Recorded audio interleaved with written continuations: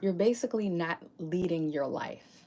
And you may have done the same exact thing with your mother. So sit back, relax, join the conversation, drop your comments and question below because this is all about how to stop needing her approval or the approval of anyone else. It doesn't just have to be women, and start leading your life. And you do that with harnessing your masculine energy. So if you like what I'm saying, stay here, and I have something special for you at the end to offer you. But I want to make sure that men out there know this, especially for my maybe introverts or my passive men, my Mr. Nice guys, my people pleasers.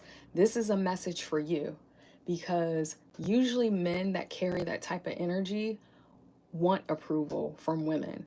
And this is why they'll people please to get their needs met. This is why they'll be nice and not set any boundaries or speak up for themselves because they want that approval. They want to prove themselves in any way to get the needs met, to make sure this woman stays, to do whatever they can in a very manipulative way, if you ask me, to have her stay, to have her admiration or validation.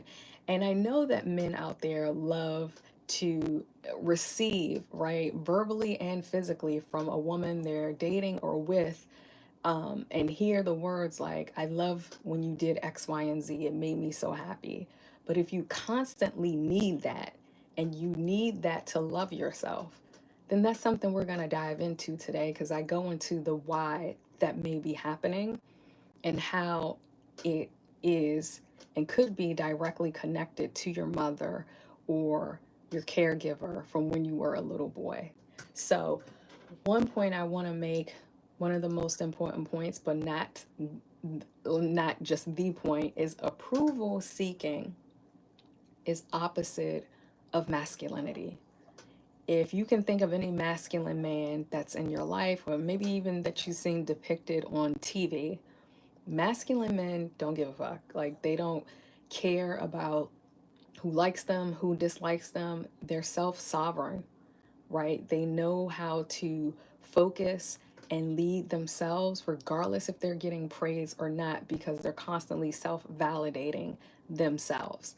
So when you need, like I said, need, keyword, praise or attention constantly from a woman to feel good about yourself, and that can include your mother if she's still living, right? You put that woman in a place of authority.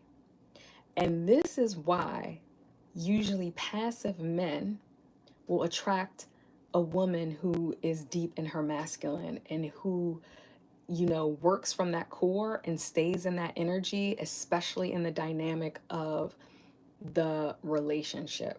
And so it's like now the polarity is switched, the energy is switched, the roles are switched because you're more in your feminine because you're not harnessing your masculine energy, and she is in a place of authority in that relationship. So more than likely she's leading that relationship in some way, shape, or form, and it's not something that's subtle. It's usually very clear and very direct. And I've observed couples like this. I actually helped a couple like this in my own business. When they started doing yoga with me, the roles started to turn because the wife started to soften a bit when she started to practice yoga and meditation consistently. And it was awesome to see those roles switch in real time right before my eyes. And they did yoga together, and then they also worked with me individually in their own practice when I had my other business that was all about, teaching men how to release stress through yoga and meditation. And sometimes I would teach couples, like it would be a husband and wife team. So I just want to state that point because you may not even be aware of that, and that will drop your masculinity low. It's almost like you don't have any testosterone, or it's sitting there dormant, or you're not producing enough and you're constantly going into your feminine. So, something to be aware of. Number two, I want to drop this knowledge and truth to you and be honest with you. because women won't respect you if you're constantly looking for this and needing to feed off of it.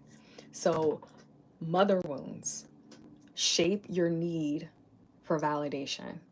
I'm going to say that again. Mother wounds shape your need for validation. And some men are walking around in this world not even realize that the root cause of this is because their mother wounds are not healed. So, mother wounds shape your validation. And are you still trying to win over the love or approval of your mother? Something to ask yourself, something to observe and be aware of, because if you are, and that wound is still there, hey Jennifer, welcome, then that will transfer over into your romantic relationships, whether you're just dating a woman or you take her on, in a committed relationship or whatever type of relationship you created with this person, right? Because you didn't get that love from mommy, you will constantly chase after women who usually deep and rooted in their masculine energy, but for my passive men and my Mr. Nice guys, but this can go for like introverted men, shy men as well.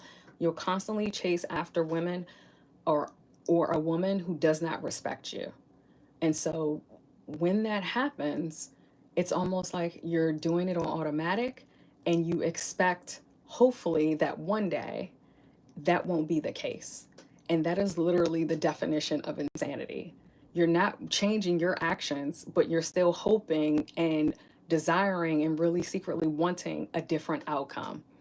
And that woman is not going to change. She's going to continue to disrespect you in some way, shape, or form. And that example can look like correcting you out in person in front of everybody, or trying to have an argument with you out in front of everybody, your friends, the public, because she doesn't care. She's in the authority. She's leading the energy and the where the relationship is going. Hey Caesar, what's up? Hi from Brazil. I love that. Welcome, welcome. I love Brazil. Been to Rio back in 2005. It's probably time for me to get back there. But let me continue to make my point.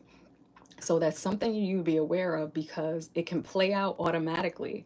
And then you're either thinking like, what's wrong with me? Why I keep attracting women who like want to, take advantage or don't respect me or want to always correct me and mother me in some type of way. It's stemming back from your mommy wounds. So sometimes men want to avoid doing the work on this and try to manipulate their external, not realizing everything I talk about comes back to you. Comes back to you being aware of your patterns so that you can make different actions and choices. That's how we transform, right? In real time. William, what's up? What to do if they had dad issues?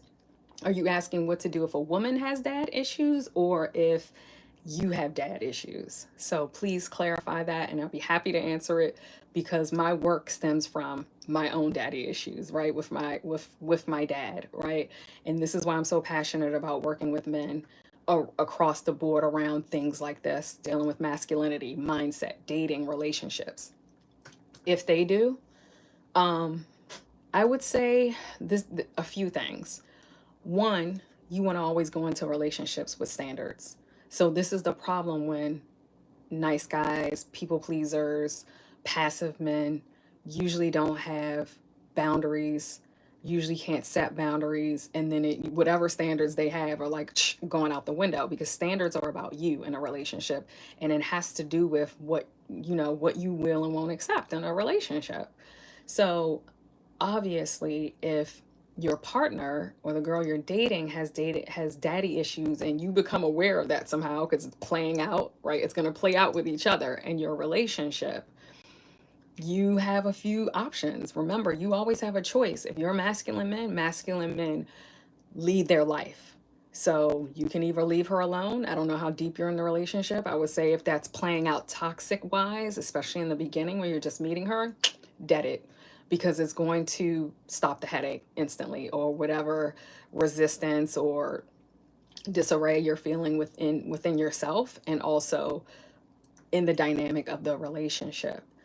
Or you can start doing the work on yourself, and then she's going to notice this because you're going to show up differently. Your actions and choices are going to be different. Maybe she has daddy issues and that's playing out in some way, and you start doing the work on yourself, and she's like, oh, William's different, and I don't know if I like this, right? Maybe you two end up having a conversation about it, and you bring it up gently in the relationship. Like, and I don't mean be like so afraid to say it. I mean, like, have be willing to have the difficult conversation and tell her, yo, you're treating me like X, Y, and Z. And have what's the relationship with your father? I feel like questions like this are very important to ask when you're dating somebody. If you really like a woman, but some things are coming up and you're like, I don't know about this, right? Ask her what the relationship is with her father. Ask her what the relationship is with her family. Ask her about her values around family in general. And if she's feels safe and open enough with you and trust you, she's going to tell you. She's going to tell you the truth. And notice if she's not trying to tell you. There may be something there too that she's trying to hide because it's unhealthy and she's maybe afraid you may judge her. So I say when you're going into something with somebody, those are questions you want to ask to find out. My mom told me this, Joy, before you get married, always look at the dynamic of a man's family. Always observe his family, how he's interacting with his family, and look at their interaction with each other. William says boundary setting is the truth. Exactly. And if she's acting out in some way where, because sometimes when a woman has daddy issues, I can speak from this from myself. Her hurt little girl, her wounded little girl will come out, and it may come out unnecessarily, or may come out in a way where she's like having a temper tantrum or something. And usually when like 2-year-olds, I would use an example of a 2-year-old.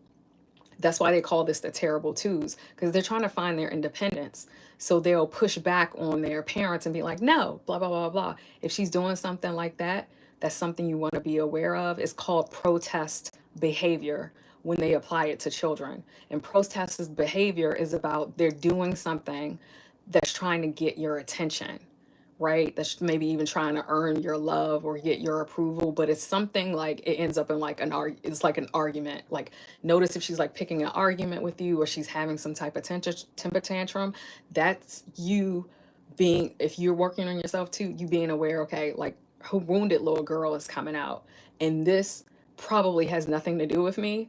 It's maybe reminding her of something her father did or didn't do to her, or something her father did or didn't give her. So, William, I'm glad you asked that question, because at the end of the day, all of us get to do our work, and I'm not blaming men for, how they showing up in relationships. It's just something to be aware of across the board within yourself and within the woman you're bringing into your life.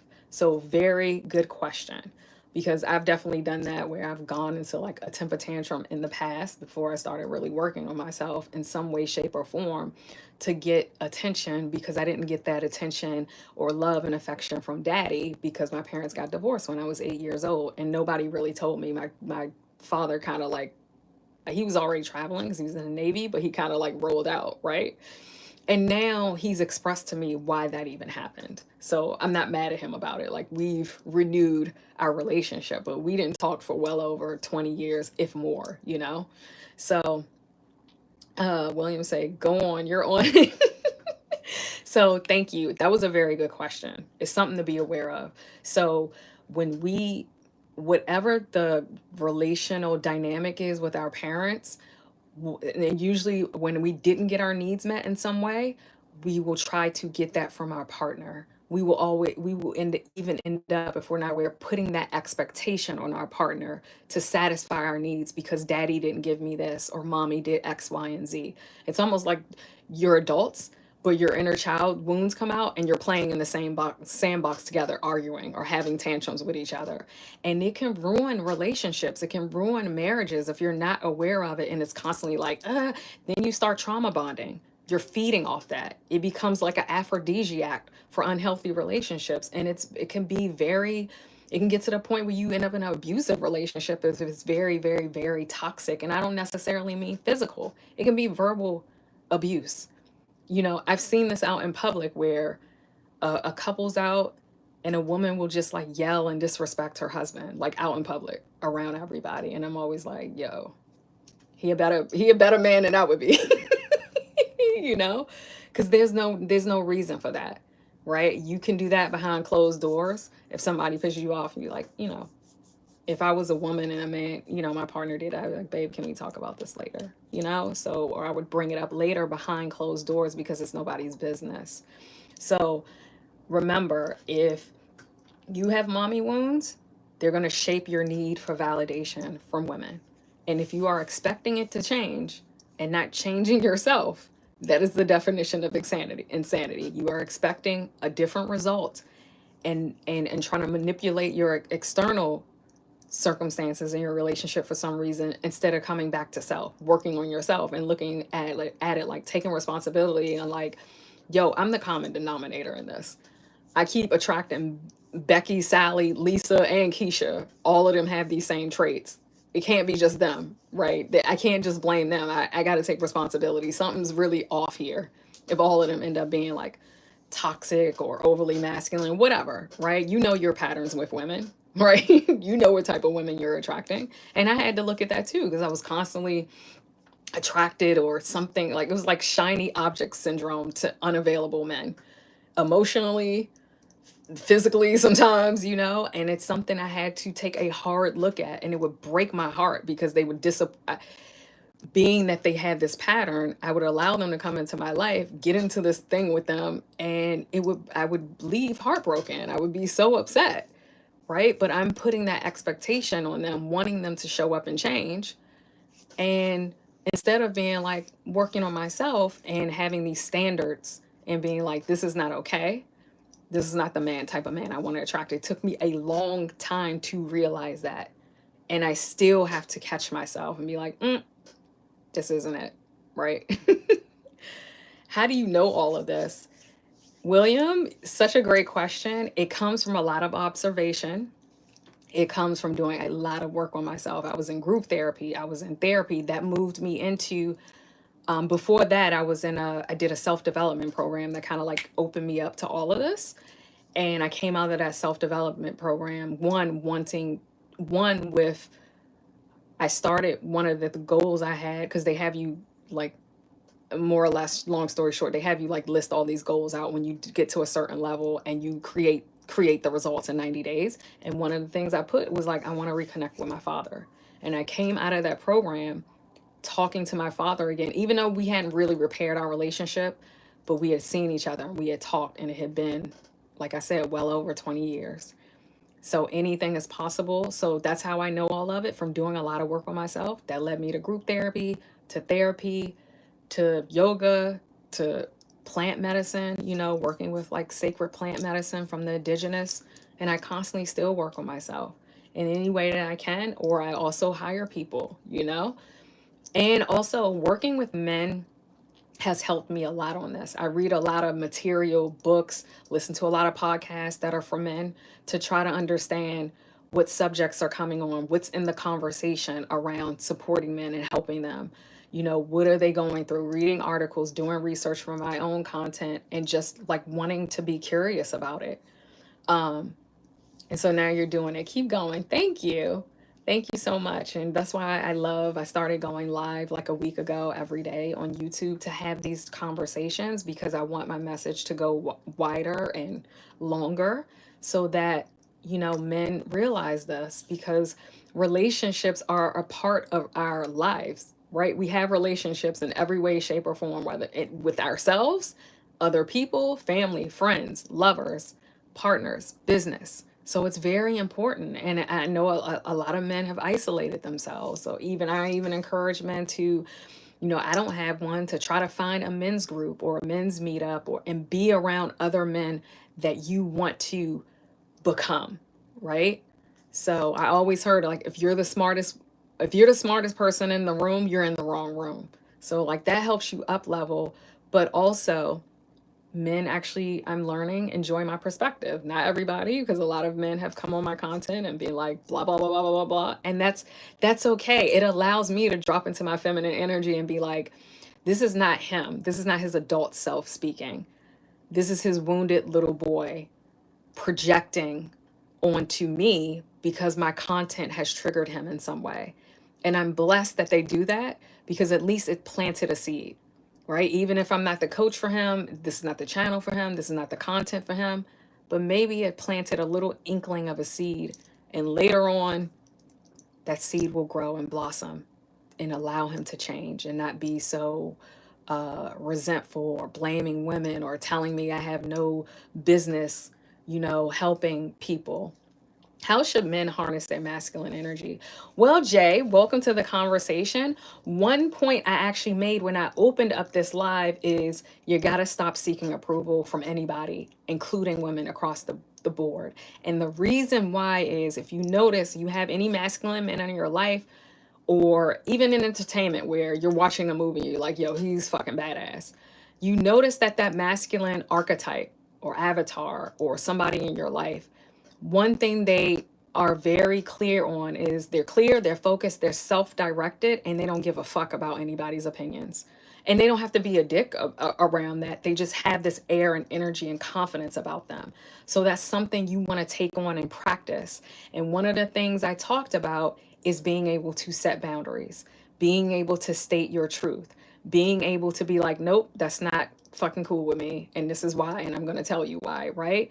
And you don't have to say it like I'm being dramatic, right? But you don't have to say it like a dick. Like I know there's a lot of alpha male content out there with like Andrew Tate and everything. Actually, a lot of people hate him. Some of the stuff he said when I've listened to it deeply, I actually agreed with.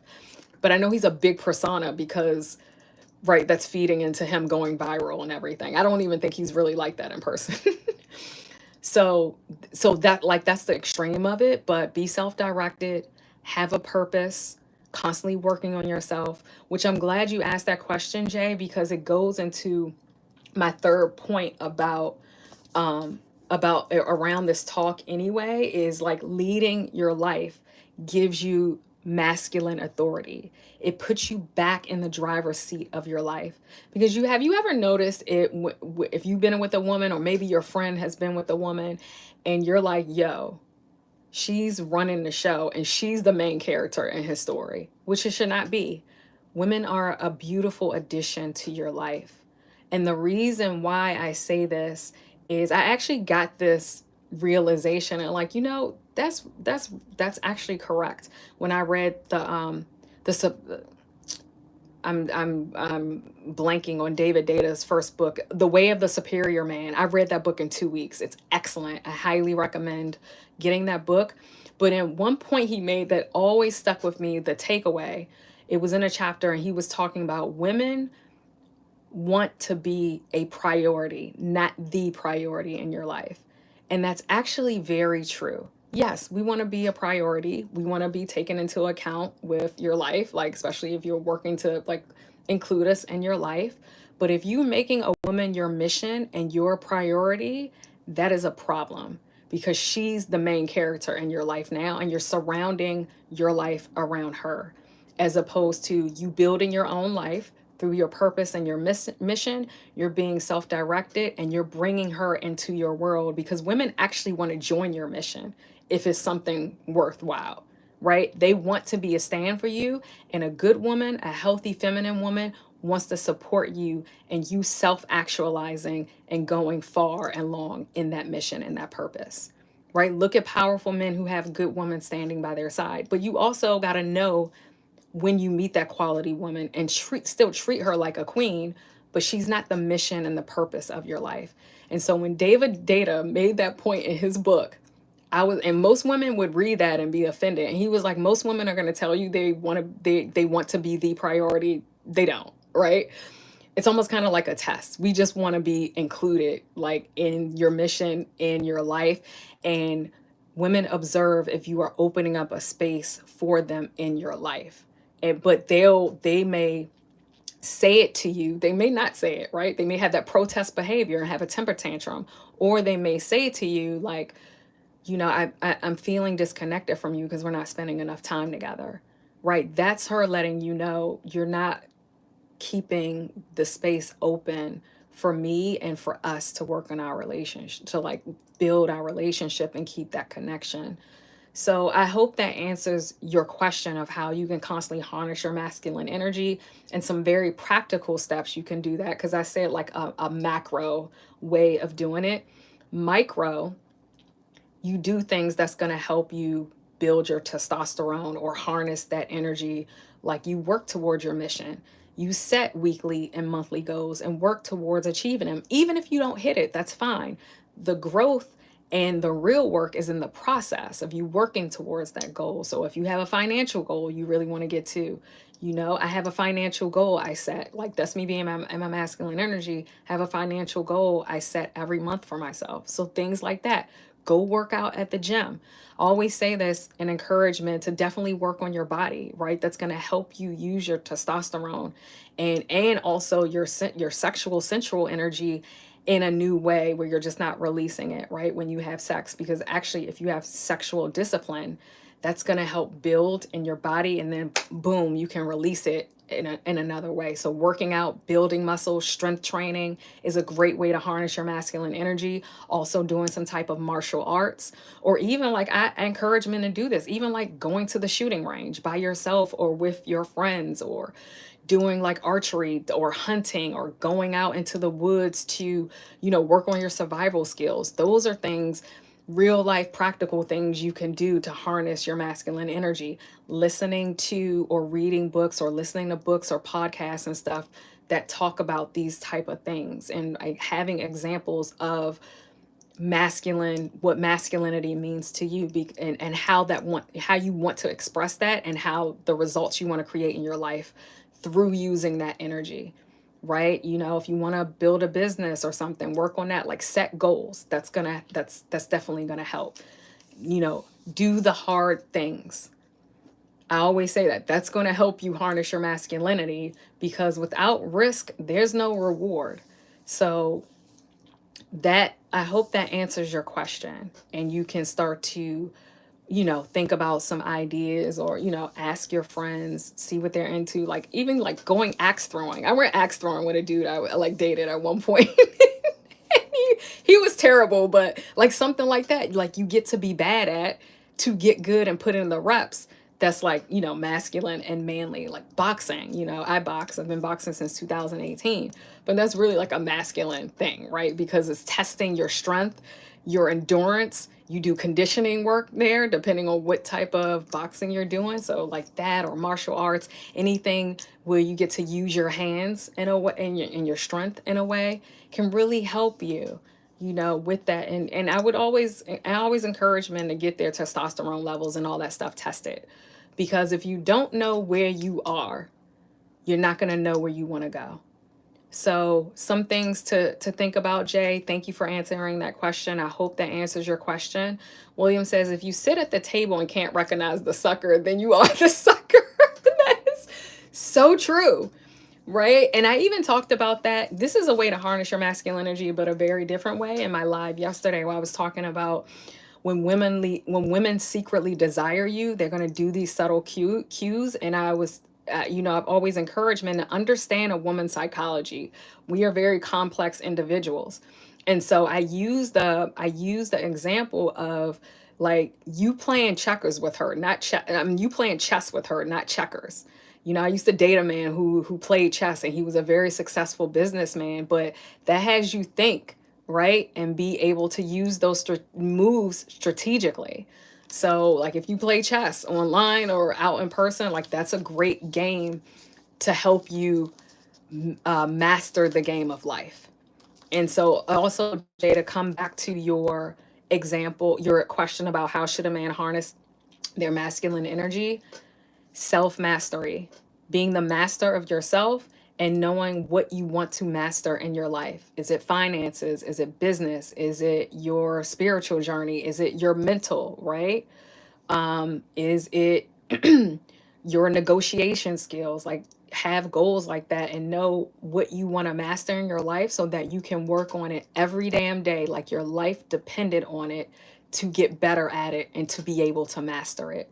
You know, women are attracted actually to discipline, to men who are disciplined. And when you have a purpose and a mission, you got to be disciplined so that you can be so focused and self-directed so you can accomplish it and bring it into this 3D reality of taste, touch, and smell.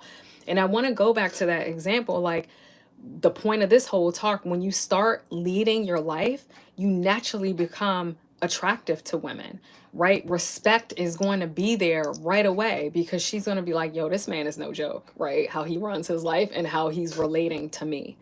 And you want to have your core energy be grounded in your masculine energy because that's going to help keep the polarity and harmony where then she can relax and be in her feminine because she knows you're a man that gets shit done, that creates solutions, that's going to enhance and make her life better. She can relax in her feminine and then support your mission through her feminine energy in more ways than one. And that involves, like, you know, taking care of you in a way you like to be taken care of.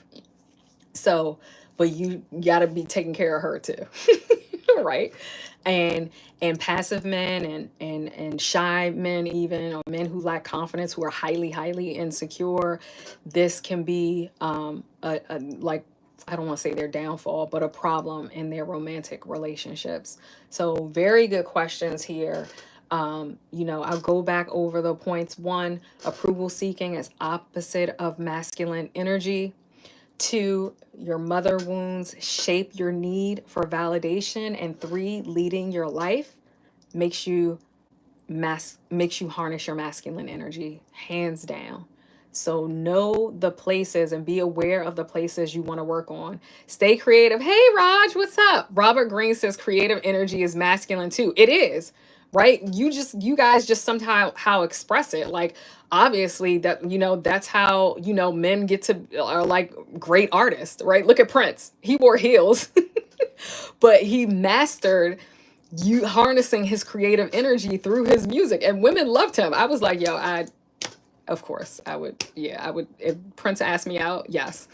I recently saw a video where Halle Berry said Prince asked her out and she was a no. I was like, I would have been a yes for that. And he wears heels and he's shorter than me.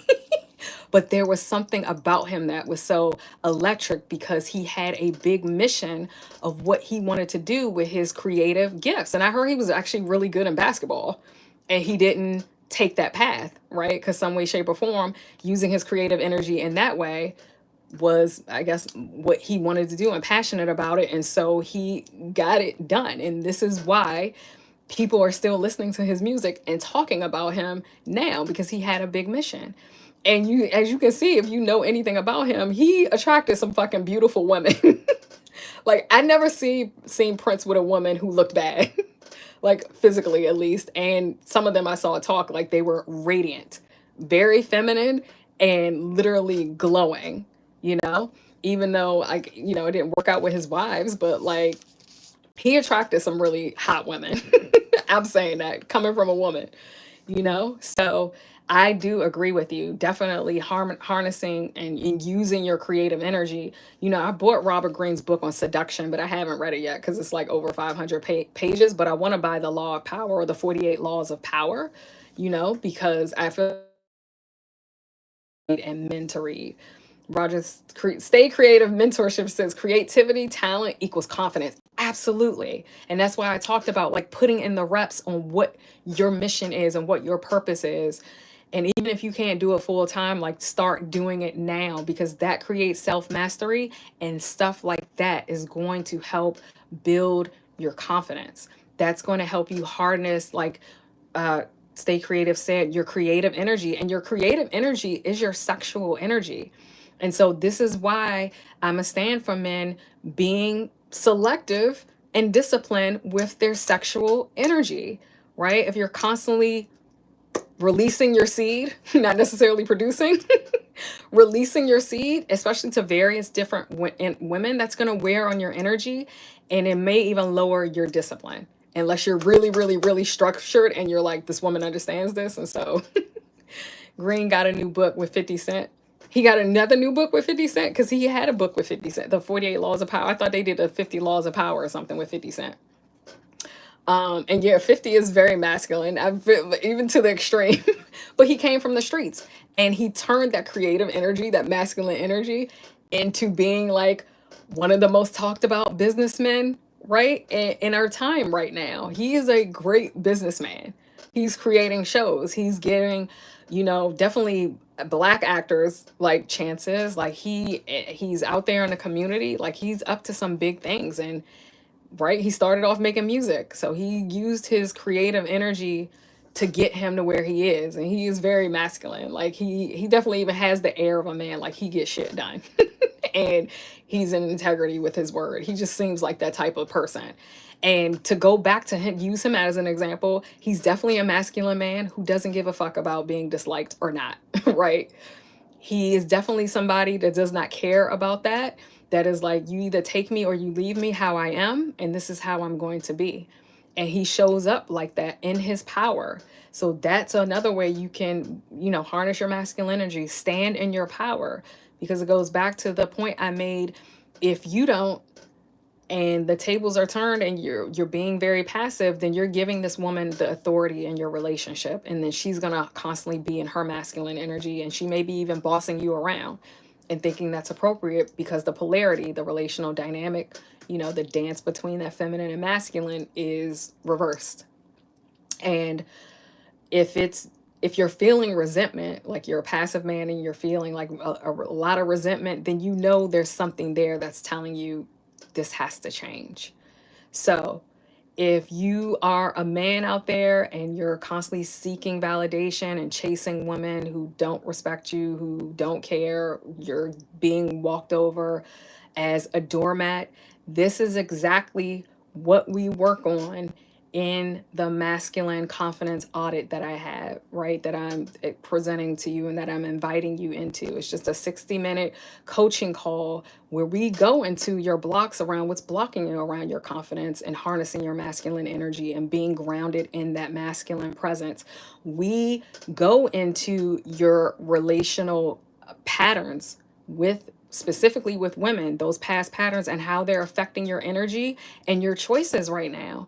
And we bring all that awareness in, and then we move into shifting that right away. And I give you practical tips and a plan that you can leave and put in place right away so that you can get results and start changing. So that's available right now. The first 5 men who get it have it at a special price, and then it's going to go up. And so I'm going to drop the link below. You can click on the link below. When I click on when I post the replay, it'll be in the description below. And you can always find me and reach out to me on any social media platform privately if you want to get the link sooner than later. This is kind of random, but how you feel about talking slowly versus talking fast? I feel like the slower and more intentional I speak it is a stronger energy. I agree with that. I agree with that. I definitely agree with that, because you're being intentional about your words, and words have frequency, they have vibration. And also people pay attention to you in a different way when you're speaking slowly, right? It's almost like you're not secretly, you're intentionally and subtly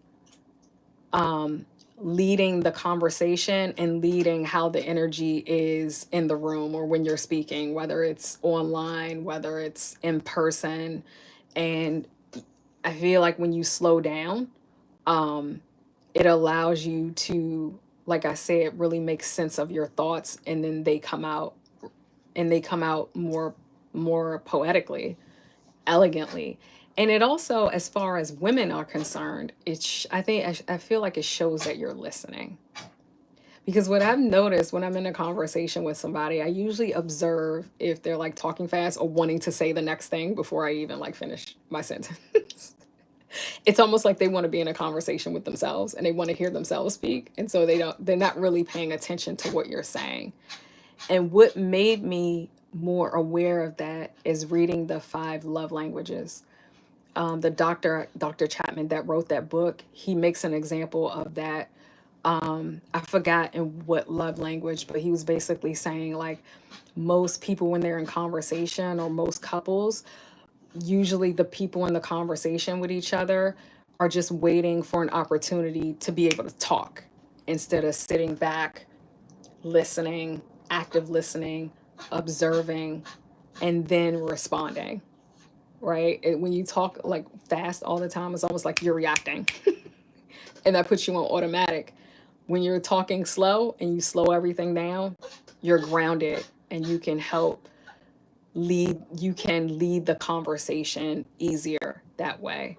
Very good question, Roger. And I would say like this is good to put into practice when you're in a healthy debate or you're in an argument, like with a woman especially, because she may just be like up in arms, or her nervous system is getting crazy because she wants to really make her point. She wants to be like heard. Maybe her little girl needs to come out. And instead of you reacting and trying to talk over her or argue or speak louder, if you ground yourself in your energy and you bring that grounded masculine energy and talk slower, she may even start to mirror that back to you, and it'll calm her nervous system down. I'm sorry if you can hear the background. My dog is crying, so that's a sign I probably need to go, and he needs his needs taken care of right now because he's not feeling well. So definitely something you want to practice and exercise when you're in an argument with women. But I'll see you here tomorrow. I'm going live tomorrow. My dog is really like suffering right now, so I'm gonna go check on him. And thank you for listening. Thank you all for being here and engaging in the conversation. And if I don't see you tomorrow, I'll see you in the next video. Ciao. I know, he's crying, poor baby. Let me go.